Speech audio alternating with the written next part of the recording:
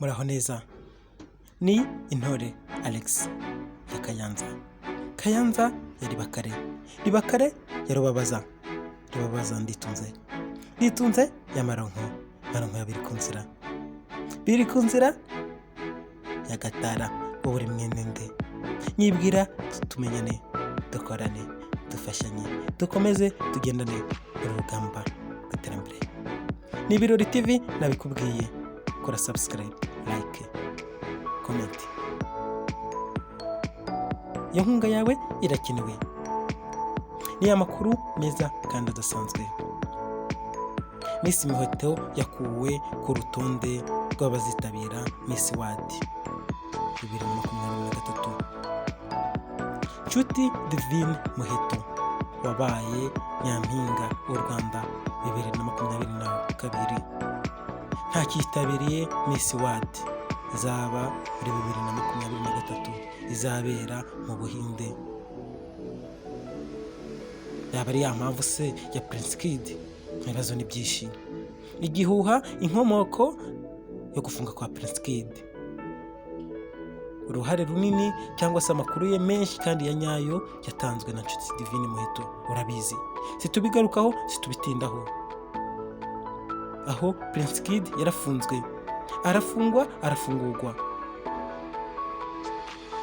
Prince Kid urabizi ari mu rukundo na Miss Elisa, Iradukunda Elisa yabaye Miss Rwanda, nawe urabizi. Ibyo ntitubitindaho, ntitubigarukaho, ibyo murabizi. Ariko batabizi nicyo kimenye. Yarafunzwe, kumbi hari ibindi bimenyetso simusiga byongeye kuboneka. Unanone urimo ari mu Busi, ari Madrid. Ntitubitindaho, katwikomeze tubahe inkuru. Muri Kamena 2023 nibwo ubuyobozi bw'irushanwa rya Miss Rwanda byamenye ko cyangwa bwatangarijwe ko Miss Muheto azitabira Miss World.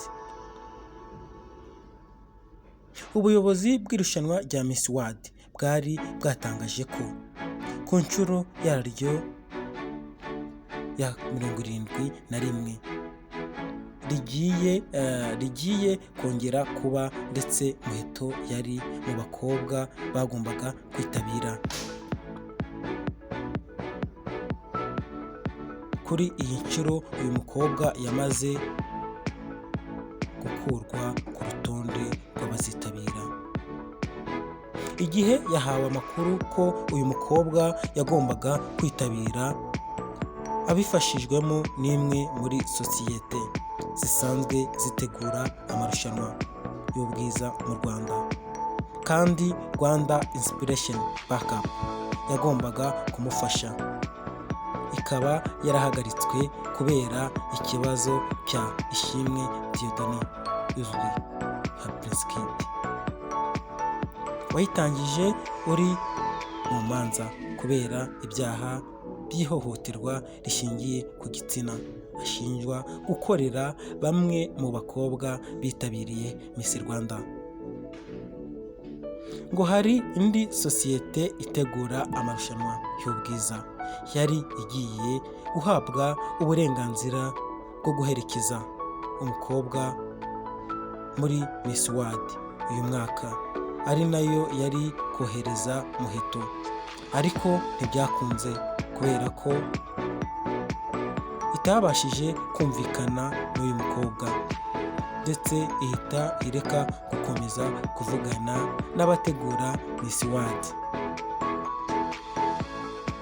Irushanwa rya Miss World 2023 byari biteganyijwe ko rizabera muri Leta Zunze Ubumwe z'Abarabu. Ubuyobozi bwaryo bwahise bwanzura ko rigomba kubera mu Buhinde mu mpera z'uyu mwaka. Iri ni rimwe mu marushanwa y'ubwiza 5 akomeye ku isi y'abazima, arimo Miss Earth, Miss Universe, Miss Supranational, Miss International. Ubuhinde bugiye kwakira iri rushanwa ku nshuro ya kabiri nyuma y'imyaka 27 yari ishize kutaryakira, kuko byaherukaga kuhabera mu 1996. Ubuyobozi bwa Miss World bufatanyije n'umuyobozi wa Miss World Julia Mali aheruka kuvuga ko bishimiye ko rigiye kubera mu Buhinde, igihugu cyasuye mu myaka 30 ishize.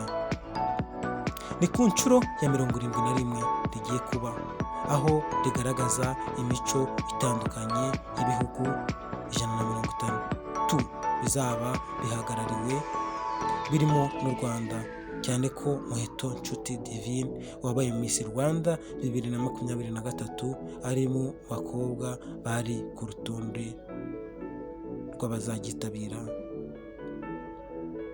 Aba bakobwa bazamara ukwezi mu Buhinde.